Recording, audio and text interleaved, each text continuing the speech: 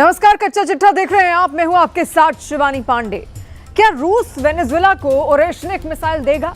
रूस की रक्षा समिति ने पुतिन को यह सुझाव दिया है कि वेनेजुएला को जल्द से जल्द ओरेशनिक मिसाइल की बड़ी खेप भेज दे। पुतिन की ओरेशनिक मिसाइल एटमी धमाके जैसा वार करती है। वहीं प्रेसिडेंट ट्रंप ने चेतावनी दी है कि उनके पास इतने एटम बम हैं जिससे धरती को 150 बार तबाह किया जा सकता है। ट्रंप की यह धमकी सिर्फ रूस ही नहीं, चीन के लिए भी है, जिस पर हाइड्रोजन बम से युद्ध भड़काने का आरोप अमेरिका की तरफ से उछाला गया है।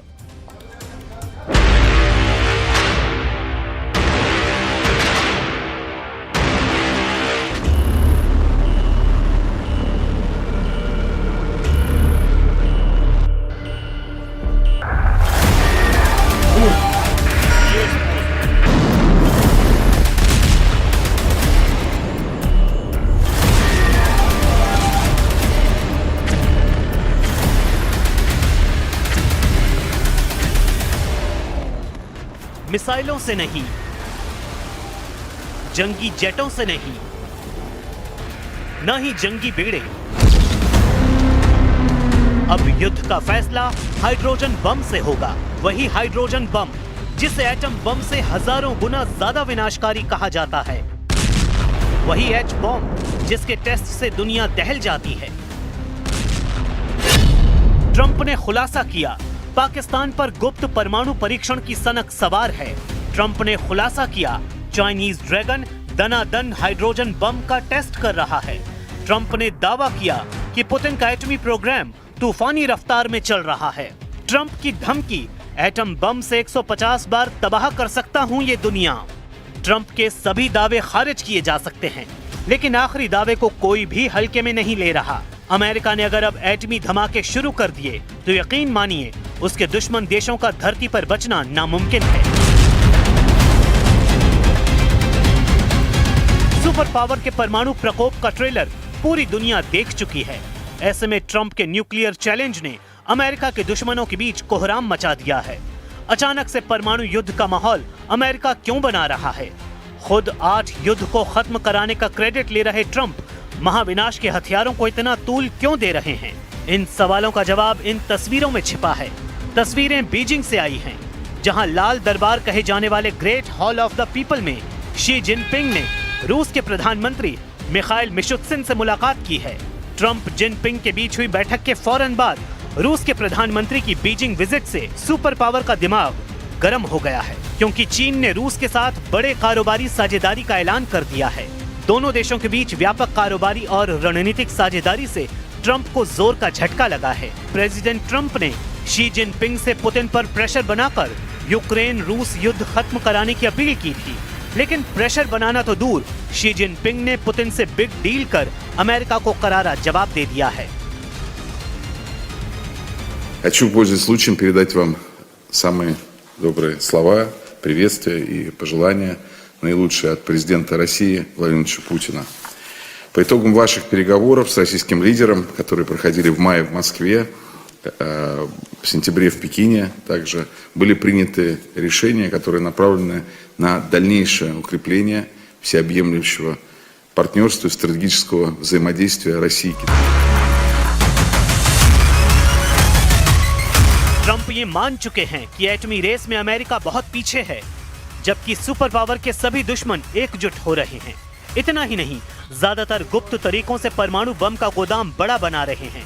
अमेरिका दुश्मनों के परमाणु प्रोग्राम को कैसे नजरअंदाज कर सकता है? जाहिर है सुपर पावर पीछे रहेगा भी नहीं, क्योंकि ट्रंप मौजूदा वक्त में धरती को 150 बार परमाणु बम से उड़ा देने का दम रखते हैं। प्रेसिडेंट ट्रंप ने एक इंटरव्यू में दावा किया है कि हमारे पास इतने परमाणु हथियार हैं कि हम इस धरती को 150 बार नष्ट कर सकते हैं। रूस के पास भी बड़ी संख्या में परमाणु हथियार हैं और चीन के पास भी जल्द ही काफी हथियार होंगे। उनके पास अभी भी अच्छी खासी संख्या में हैं। ट्रंप ने सर्वनाश के हथियारों पर लंबी बात की है, लेकिन पूरी बातों में ये सबसे डरावनी लाइनें हैं। असल में प्रेसिडेंट ट्रंप को रूस से ज्यादा टेंशन चीन ने दे दी है। चाइनीज अकादमी ऑफ साइंसेज के Shanghai institute of applied physics ने थोरियम को यूरेनियम ईंधन में बदलने में कामयाबी हासिल की है, जिससे बड़ी मात्रा में न्यूक्लियर एनर्जी की संभावना खुल गई है। थोरियम ऐसा मेटल है जो रेडियो एक्टिव होता है। थोरियम से न्यूक्लियर रिएक्टर का ईंधन तैयार किया जा सकता है। यूरेनियम की तुलना में थोरियम की मात्रा भी ज्यादा है। थोरियम से तब एनर्जी निकलती है जब इसे परमाणु विखंडन के लिए इस्तेमाल किया जाता है। चीन ने 2 मेगावाट का दुनिया का पहला थोरियम रिएक्टर बना लिया है। चीन के पास 1000 सालों तक थोरियम भंडार है। अमेरिका को जब से ये जानकारी मिली है, खलबली मच गई है। इसलिए प्रेसिडेंट ट्रंप ने चीन को अमेरिका के लिए सबसे बड़ा खतरा कहा है। इंटरव्यू में ट्रंप ने कहा, जैसे चीन अमेरिका के लिए खतरा है, वैसे ही अमेरिका भी चीन के लिए बड़ा खतरा है। हम उन्हें देखते हैं, वो हमें देखते हैं। दुनिया बहुत प्रतिस्पर्धी है, खासकर जब बात अमेरिका और चीन की हो। ट्रंप ने दावा किया है कि चीन बहुत जल्द रूस की तरह परमाणु हथियारों का बंदोबस्त कर लेगा। हालांकि उन्होंने ये भी साफ किया कि अमेरिका के पास सबसे ज्यादा एटम बम हैं, जिनका परीक्षण करके वो सबसे भयानक और विनाशकारी न्यूक्लियर हथियार हासिल कर लेंगे।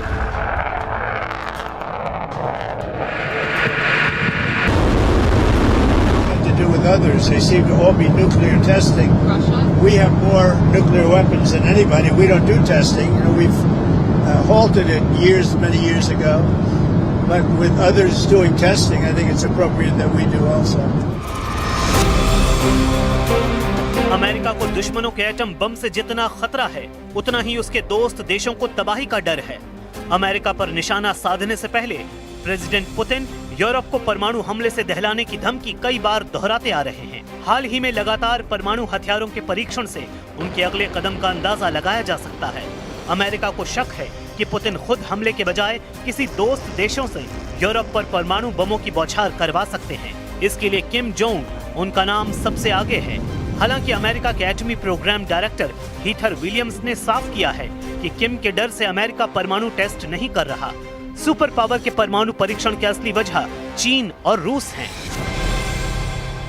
There isn't a technical reason for the U.S. to return to testing just in response to North Korea, but it is worth noting that both Russia and China have been testing nuclear delivery platforms over the past year. A year ago, China tested an intercontinental ballistic missile over the Pacific, and just in the past month, the Russians have tested a new nuclear-powered, nuclear-capable cruise missile that has incredibly long ranges.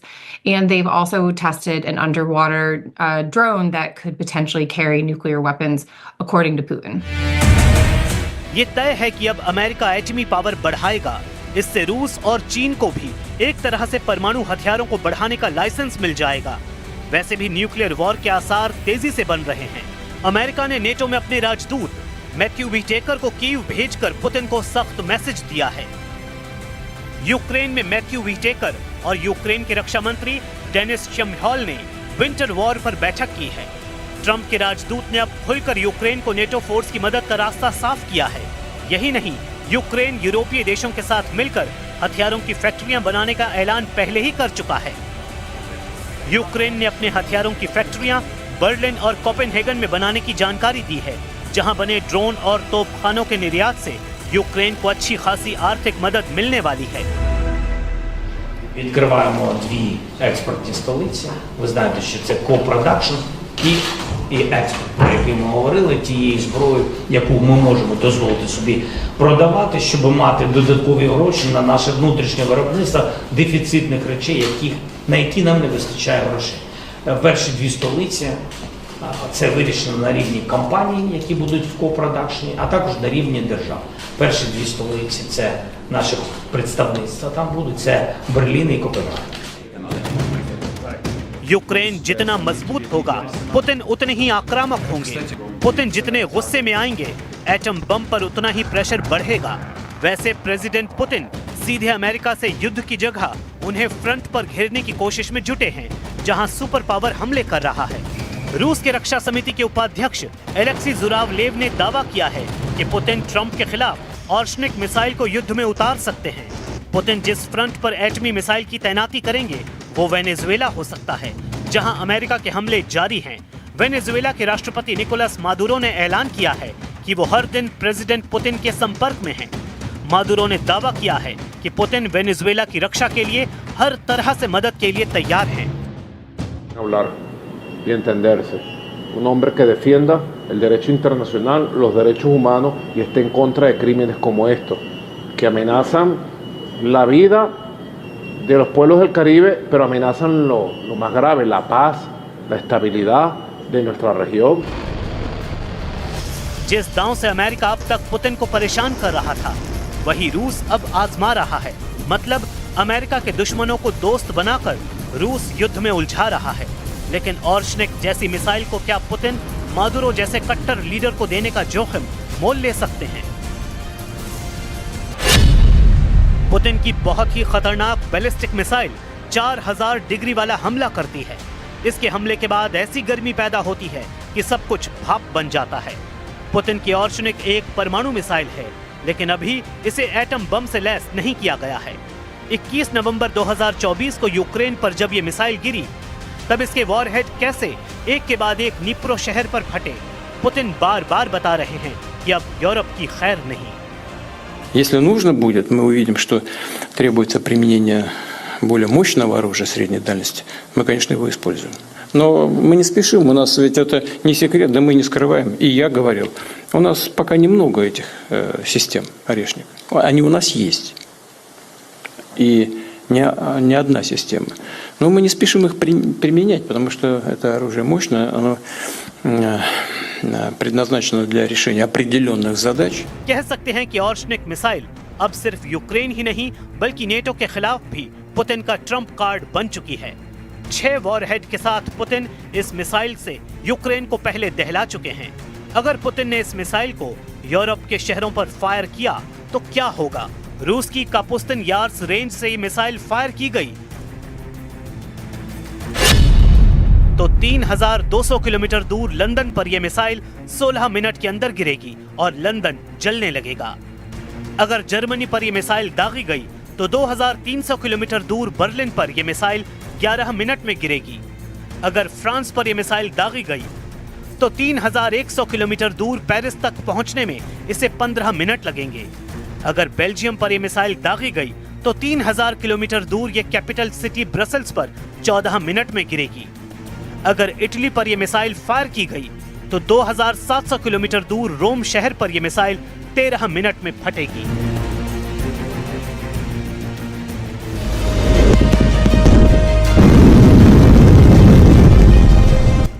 ऑर्शनिक के warhead की ताकत क्या है, ये Putin बता चुके हैं। Putin जब चाहें यूरोप के किसी भी शहर को अपनी ऑर्शनिक मिसाइल से दहला सकते हैं। ऑर्शनिक एक हाइपरसोनिक मिसाइल है। यह आवाज से 10 गुना रफ्तार से हमला करती है, यानी 12000 किलोमीटर प्रति घंटे से भी ज्यादा। इसकी रेंज 5000 किलोमीटर है, यानी पूरे यूरोप का एक इंच पुतिन कवर करते हैं।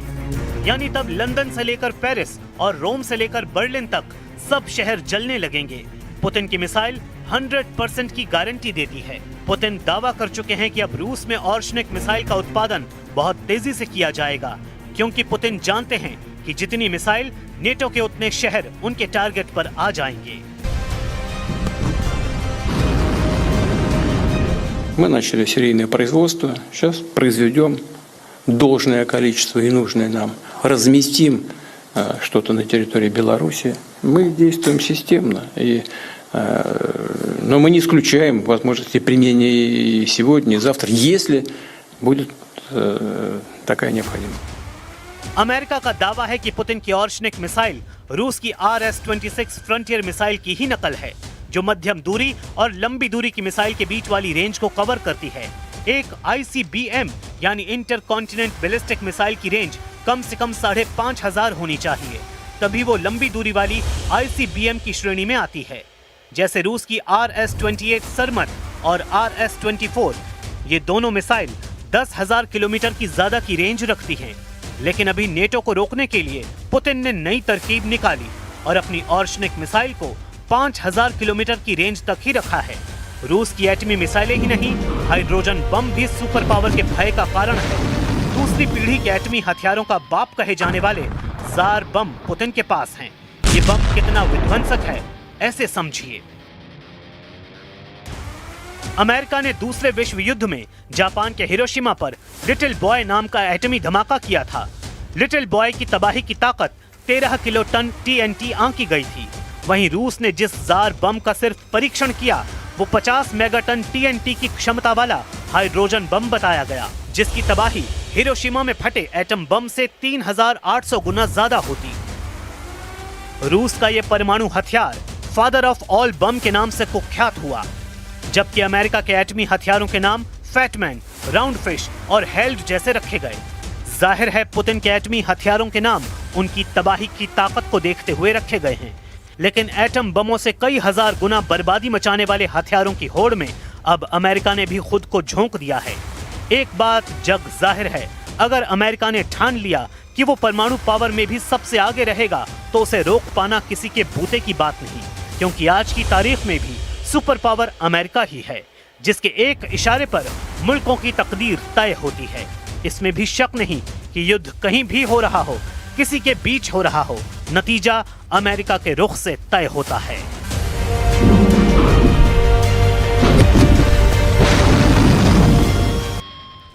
ईरान ने अपने दो सबसे बड़े दुश्मन अमेरिका और इजरायल को लेकर बड़ा कदम उठा लिया है। ईरान ने साफ कर दिया है कि डोनाल्ड ट्रंप के पास अब एक ही रास्ता बचा है। अपनी मिसाइल पावर का जिक्र करके ईरान की लीडरशिप ने ट्रंप के सामने 3 विकल्प रखे। ईरान का कहना है कि अगर अमेरिका ये विकल्प मान जाए तो इजरायल को बख्शा नहीं जाएगा।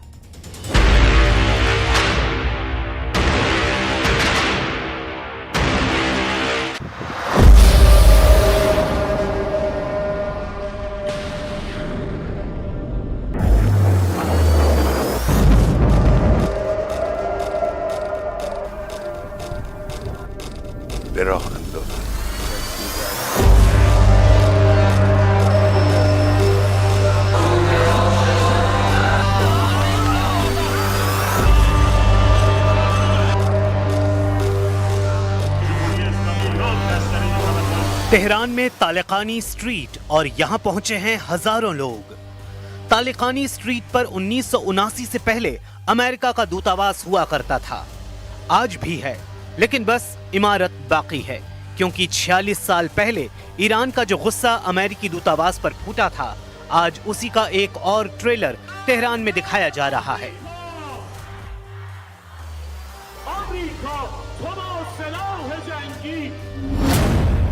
ईरान ने बता दिया है कि उसका दुश्मन नंबर 1 कौन है, वो अमेरिका या फिर इजराइल है।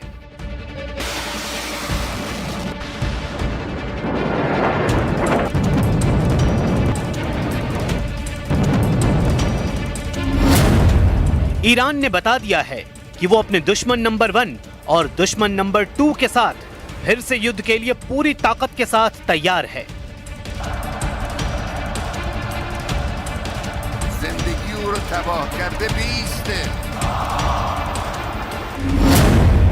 ईरान के सर्वोच्च नेता अली खामेनेई ने कह दिया है कि ईरान झुकेगा नहीं, ईरान डरेगा नहीं और ईरान से अब कोई टकराएगा तो बचेगा नहीं।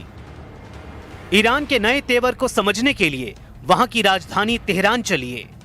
तेहरान के तालिकानी स्ट्रीट पर जमा हुए लोग देखिए और समझिए कि आखिर ईरान के लोग क्यों अपने दुश्मन नंबर 1 और दुश्मन नंबर 2 के खिलाफ इकट्ठा हुए हैं। इसकी पूरी डिटेल समझने के लिए देखिए कि 46 साल पहले 4 नवंबर 1979 को क्या हुआ था। सब कुछ फ्लैशबैक में है।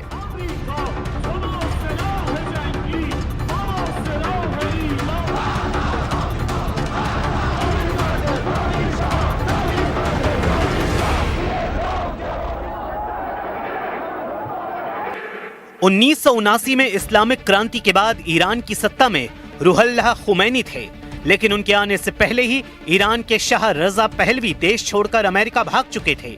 ईरान में रेफरेंडम यानी जनमत संग्रह या कहें कि रायशुमारी हुई। 98% लोगों ने कहा कि वो खुमैनी के साथ हैं। इस दौरान पता चला कि शाह अमेरिका भागने के साथ साथ ईरान के अरबों डॉलर की संपत्ति भी अमेरिका ले गए हैं। ईरान में हुई इस्लामिक क्रांति के वक्त 3 महीने के दौरान ये रकम बैंक से निकाली गई थी। शाह रजा पहलवी को अमेरिका ने पनाह दी तो ईरानियों का गुस्सा भड़का और फिर जब अमेरिका ने शाह को ईरान सरकार के हवाले नहीं किया तो तेहरान में अमेरिकी दूतावास पर हजारों लोगों ने हमला कर दिया।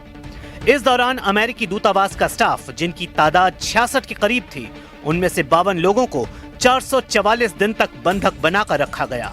ये ऐसी घटना थी जिसके बाद आज तक अमेरिका और ईरान के राजनयिक संबंध पटरी पर नहीं आए और न आने की उम्मीद है। इसकी वजह है ईरान ने अमेरिका को अपना दुश्मन नंबर 1 बता दिया है। ईरान ने कहा है कि जब तक अमेरिका इजराइल की मदद करना बंद नहीं करता, उसके साथ कोई बातचीत मुमकिन नहीं है। ईरान ने बता दिया है कि वो बिजली पैदा करने के लिए परमाणु कार्यक्रम जारी रखेगा और उसे कोई ताकत रोक नहीं सकती। ईरान ने कह दिया है कि अब अमेरिका को खाड़ी देशों से अपने सैनिक अड्डे खत्म करने पड़ेंगे। यहाँ से अमेरिका को हटना होगा। همکاری با ایران با همکاری و کمک به رژیم صهیونی ملعون سازگار نیست. رژیم ملعون صهیونی با این وضعی که در این اواخر همه دنیا دیدن، همه دنیا فهمیدن، همه دنیا محکوم کردن، آمریکا کمک میکنه، آمریکا پشتیبانی میکنه، آمریکا حمایت میکنه. با این وضع همراهی با ایران معنی نداره، قابل قبول نیست. بله खामेनेई ईरान की पब्लिक का मूड भी देख रहे हैं। ईरान की विदेश नीति में अमेरिका और इजराइल एक ऐसा पहलू है जिन्हें लेकर वहां की लीडरशिप और आम लोगों के बीच पिछले 5 दशकों से बड़ा गुस्सा देखा गया है। 2025 में जून के दौरान 12 दिन का युद्ध इस गुस्से को उस बुलंदी पर ले गया है जहां से ईरान और अमेरिका के रिश्तों में 0% गर्माहट की उम्मीद भी नहीं की जा सकती। खामेनेई ने अमेरिका को लेकर 3 पॉइंट वाली स्ट्रेटेजी साफ कर दी है। पहला, इजराइल को मदद पहुंचाना बंद करे। दूसरा, परमाणु कार्यक्रम में दखल न दे। और तीसरा, अपने सैन्य अड्डे पश्चिम एशिया से समेट ले। چنانچه به کلی پشتیبانی از رژیم صهیونیستی رو کنار بگذاره، پایگاه نظامیش رو از اینجا جمع کنه، دخالت در این منطقه نداشته باشه، اون وقت میشه بررسی کرد مسائل رو. مال حالا نیست، مال آینده نزدیک هم نیست. ईरान में 4 नवंबर का दिन हमेशा से अमेरिका के सबसे बड़े विरोध के तौर पर मनाया जाता रहा है। अब अमेरिका और इजराइल के खिलाफ ईरान की जीरो टॉलरेंस की नीति के पीछे उसकी सेना है, उसकी मिसाइल पावर है और इसी की बुनियाद पर ईरान पश्चिम एशिया में इन दोनों बड़ी ताकतों को चैलेंज करता रहा है। ईरान ने साफ कर दिया है कि परमाणु मुद्दे पर वो अमेरिका से बातचीत में किसी जल्दी में नहीं है और जो भी बातचीत होगी वो उसकी शर्तों को पूरा करने के बाद बराबरी पर होगी और ईरान देश हित में फैसले लेगा। به دیپلماسی و راه‌حل‌های مسالمت‌آمیز بودیم، ولی این به معنی گذشتن از حقوق مردم ایران نیست. قبول بکنن که بر اساس منافع متقابل، بر اساس احترام متقابل از موضع برابر وارد مذاکراتی بشن که هدفش یافتن راه‌حل‌های دیپلماتیک و مسالمت‌آمیز هست برای مشکلاتی که وجود داره. اگر بخواهند که مسیرهای دیگر امتحان بکنن، قبلا هم کردن، نتیجه نگرفتن. اگر بخواهند زورگویی و زیاده خواهی بکنن، از قبلا هم امتحان کردن و نتیجه نخواهد. अमेरिका ने जून 2025 में ईरान की मिसाइल लॉन्च होते देखी हैं। इजराइल ने ईरान की मिसाइलों से अपने शहरों को उजड़ते हुए देखा है। ईरान की इस ताकत में 8 गुना इजाफा करने की तैयारी अब पुतिन ने कर ली है, क्योंकि पुतिन और खामेनेई के बीच एक डील ने रूस और ईरान के हर दुश्मन को चारों खाने चित्त कर दिया है। इसलिए कहा जा रहा है कि ईरान को पुतिन वाली बड़ी ताकत मिलने जा रही है। रूस अब ईरान में 1-2 नहीं बल्कि 8 परमाणु प्लांट बनाने जा रहा है। इसमें 4 प्लांट बुशहर में बनाए जाएंगे, जहां का परमाणु अड्डा पहले से अमेरिका और इजराइल के टारगेट पर है। यानी जब ईरान के परमाणु कार्यक्रम पर ट्रंप और नेतन्याहू फिर से ब्रेक लगाना चाहते हैं, उसकी ताकत पुतिन ने 8 गुना बढ़ाने का फैसला कर लिया है। कहा जा सकता है कि पुतिन और खामेनेई की पार्टनरशिप ने नेतन्याहू और ट्रंप के गठजोड़ को डायरेक्ट चैलेंज दे दिया है।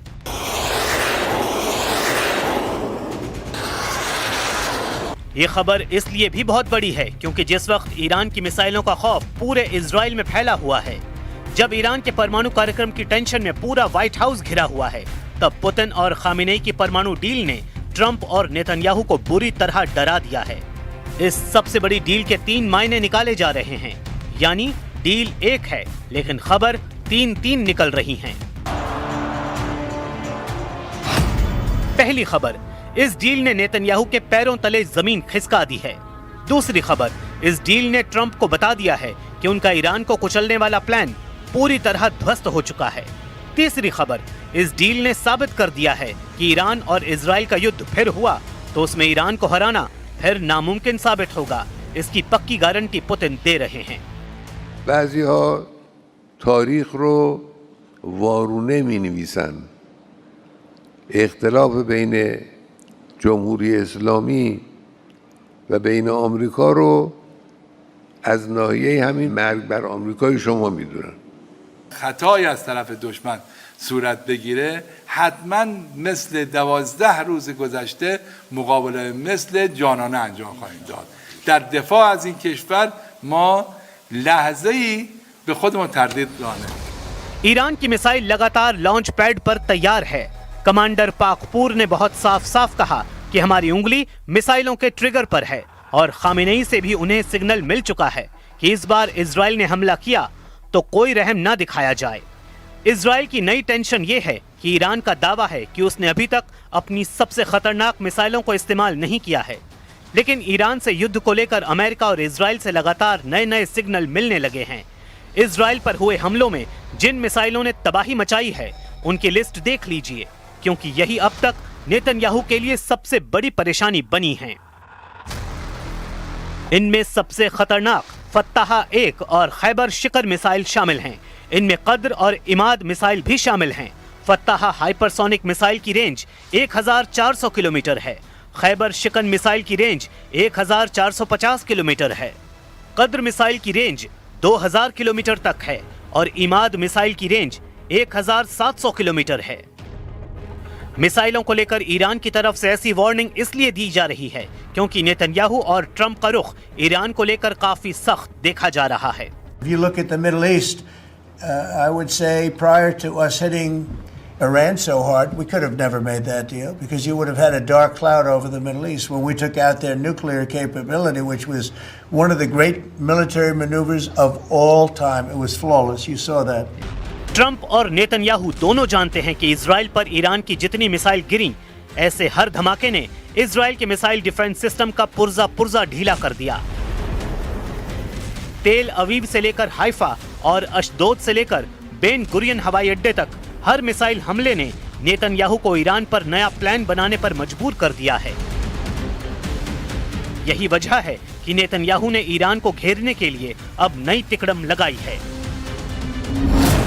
नेतन्याहू कह चुके हैं कि ईरान के मिसाइल कार्यक्रम पर रोक लगनी चाहिए और उसे 480 किलोमीटर से ज्यादा रेंज की मिसाइल नहीं बनाने दिया जाए।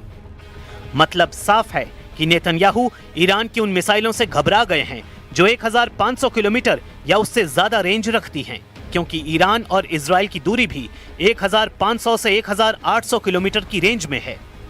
यही वजह है कि नेतन्याहू चाहते हैं कि ईरान के पास 480 किलोमीटर की रेंज वाली मिसाइल हो ताकि वो इजराइल तक न पहुंच पाएं। 13 जून को ईरान पर हमला हुआ था और उसके बाद 12 दिन तक दोनों तरफ से एक दूसरे पर हमले हुए थे। हमले दिन रात हो रहे थे। एक तरफ से फाइटर जेट तो दूसरी तरफ से बैलिस्टिक मिसाइल दागी गईं।